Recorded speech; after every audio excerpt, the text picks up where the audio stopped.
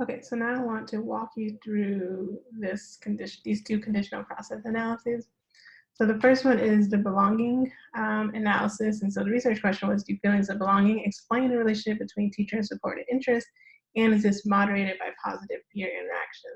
And the hypotheses were really that students who have more supportive teachers feel more connected to people at school and are more interested in school, right? So being supported by your teachers is a great thing. But if you have positive peers, then it's even better for you because they're enhancing the belonging and the interest that you have. So in the output, you can see that the first model is Hayes model 58, which is this one right here. So I can play the point tool. All right, so our mediational part of this is teacher support is predicting interest, and we think that's explained by your feelings of belonging. So if your teachers are more supportive, you feel more connected to people at school. It's a great thing. It supports interest. And this idea is really based on the idea of self-determination theory, which is a theory that says that belonging is one of our basic needs that we need to be satisfied, and when that need is satisfied, then we're more interested in whatever domain, in this case, schools. So belonging is a good thing. Having teachers support you is a great thing. But the hypothesis here is that positive peer interactions will moderate both path A and path B, because what is happening is that the teachers support is even better when you have peers also supporting you. And the relationship between belonging and interest is even stronger when you have positive peer interactions as well. So this idea that you have more friends or something like that. Okay, so let's go over to the findings here. So this is where you see it's model 58 and our variables are in here. We added some covariates, age, gender, and some race dummy variables. Here's the model for belonging. So this is where we're looking at the mediation, the first path A. Okay, so what we're looking for here is teacher support positively predicting belonging? That's the first part of the hypothesis. So you can see here, teacher support has a positive and significant relationship with belonging. So that matches that hypothesis. The second thing is there an interaction here between positive peer interaction and teacher support on belonging? So we look for this interaction one here. We look down here, it says teacher support and positive peer interactions. So this interaction is negative, which doesn't really mean very much, but we see that it is significant. So what we see here is that when we're talking about positive peer interaction, teacher support, positive peer interaction moderates the relationship between teacher support and belonging. All right, so that temporarily fits with what we're thinking. We would have to look at the actual interaction graph to see if it matches the hypothesis completely, but so far so good. Let's look at this second half over here. So in the second part of our hypothesis, we were interested in whether belonging was positively related to interest. So down here, we've got interest as our outcome variable. And we can see belonging is positively related and it is statistically significant. So belonging positively predicts interest. That fits with the other part of our hypothesis. And then we want to look at our other interaction term, which is right here. Again, this is belonging times positive peer interaction. So this is looking at this little section right here.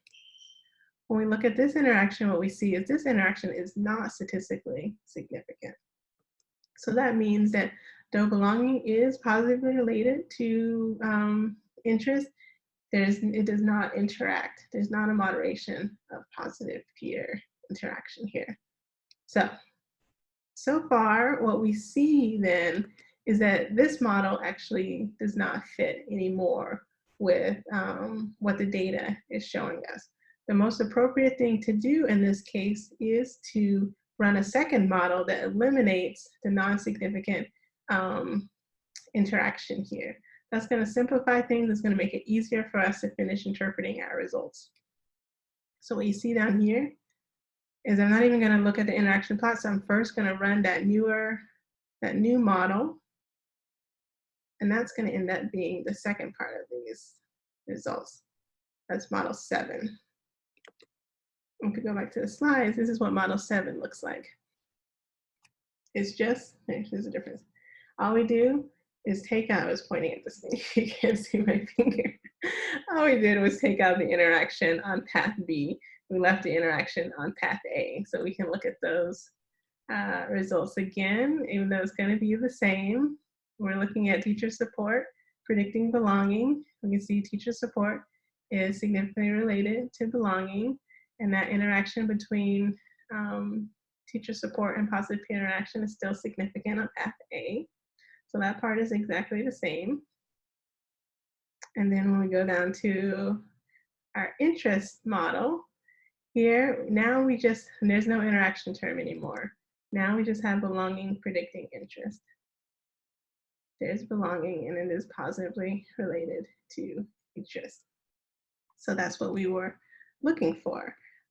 So now that we have a model where everything's nice and clean, we want to look at our interaction graph for this interaction over on this side, and then our indirect effects for the entire thing. Okay, so let's first look at the interaction graph, which is right here. So this is teacher support, predicting belonging, 5 different levels of positive peer. And process will tell you if it's 1 standard deviation and blah, blah, blah. So here it says W values are 16th, 50th, and 84th percentile. All right, so people who are low in positive peer interactions, they have a positive relationship between teacher support and belonging. But people who are high in positive peer interactions, they have a slightly flatter relationship between teacher support and belonging. So that's the first sort of distant moderation side of what we're interpreting. And then if we want to look at the indirect effect, we would go back up to our results here, and then we have 3 indirect effects, 1 for each level of positive peer. And what you see is that for people who are low in positive peer, that indirect effect is significant. For people who are average in positive peer, that indirect effect is significant. For people who are high in positive peer, that indirect effect is not significant. So let me go back to here and show you how I interpreted the final thing. So students who have supportive teachers feel more connected to people at school, higher sense of belonging, and thus are more interested in school. Contrary to the hypothesis, students with more positive peer interactions have a weaker relationship between belonging and teacher support compared to those with less positive peer interactions. So that's talking about our interactions, the interaction graph here. Furthermore, belonging only mediates the relationship between teacher support and interest, talk about this whole mediation thing, for those with average or below average positive peer interactions.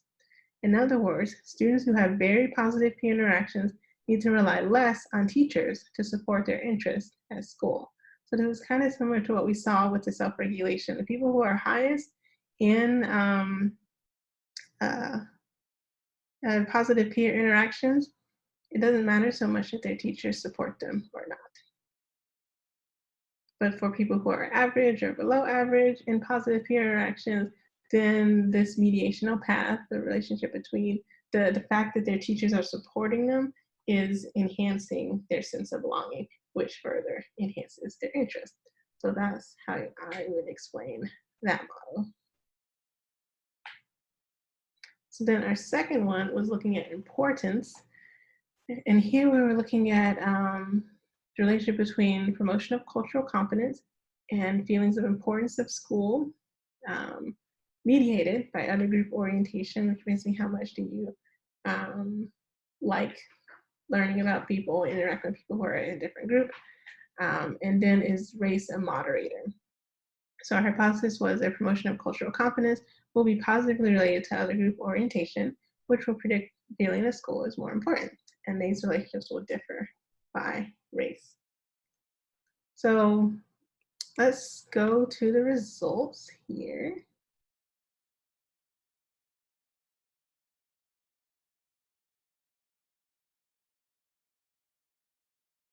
So first you can see we're using Hayes Model 59. And so that's this model right here. We got importance as our outcome, promotional cultural competence is our predictive variable, and other group orientation is our mediator, and race is the moderator. So here's where your labeling of process gets really important to know that you entered it in correctly. Here's our race dummy variable. So these are Asian is going to be our reference group. We've got Black here, Hispanic, and white is 7. So first we're looking at other group orientation as a dependent variable. So our hypothesis was that promotion of cultural competence would be positively related to other group orientation. So let's look for that. Now, just to note, when you're doing these, this is just a regression like everything else, right? So you could still do all of your checking for assumptions. You could still do all of your interpreting the F values, and all that stuff still matters. But since the models are getting more complicated, now we really just focus in on those key relationships that are predicted in the hypothesis. So our first part was here, emotional cultural competence is positive related to other group orientation. So here's other group orientation as an outcome.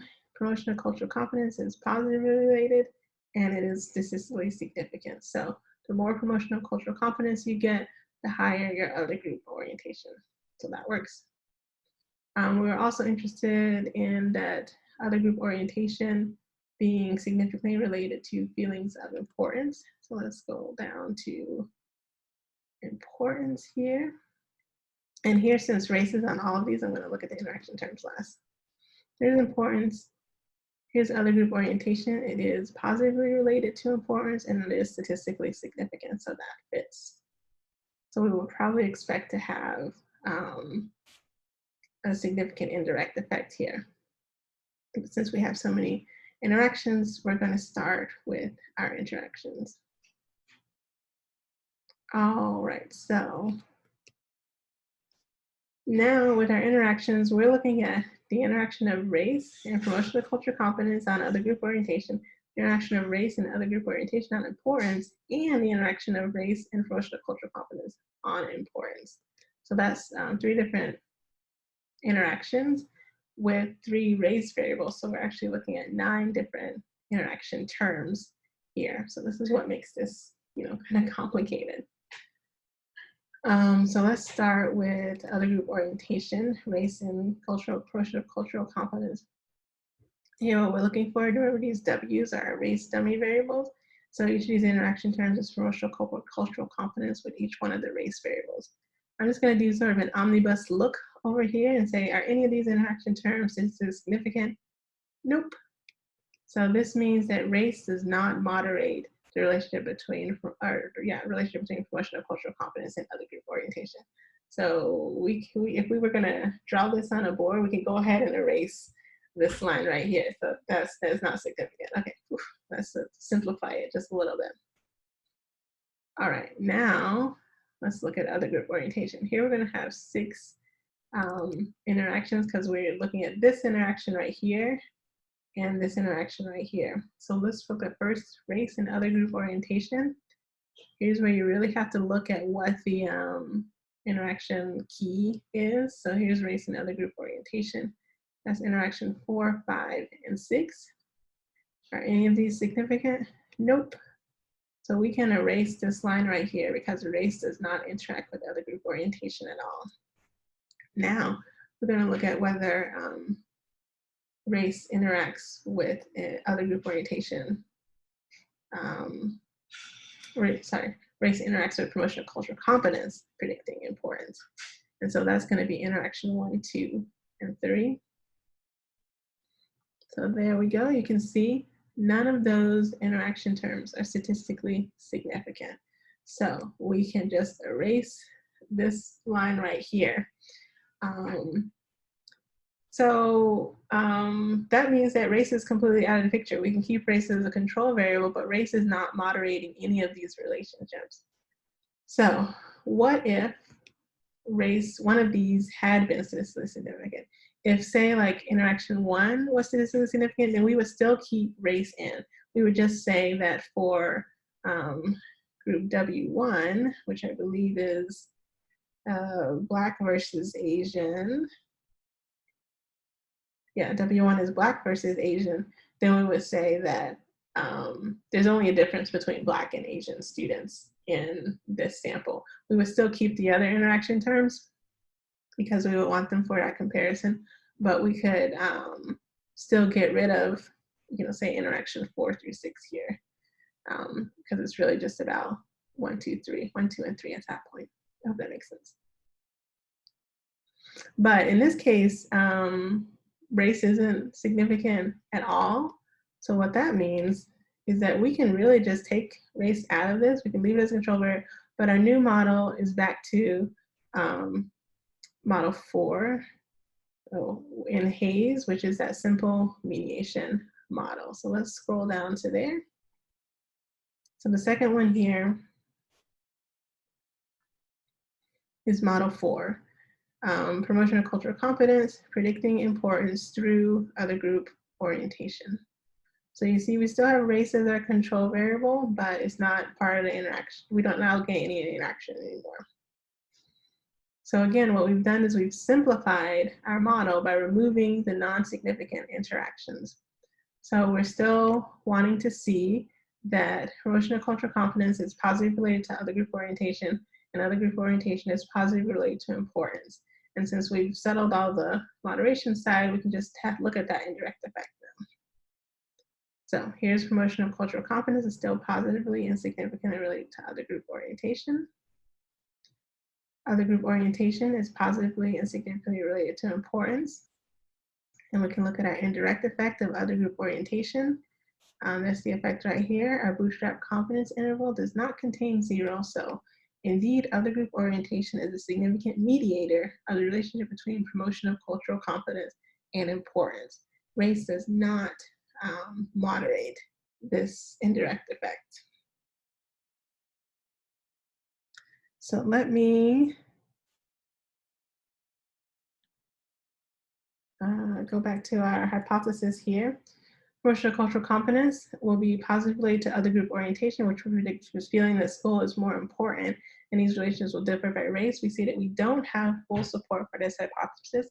We have support for the mediation side, but not for the moderation side. And that's how you interpret a conditional process analysis.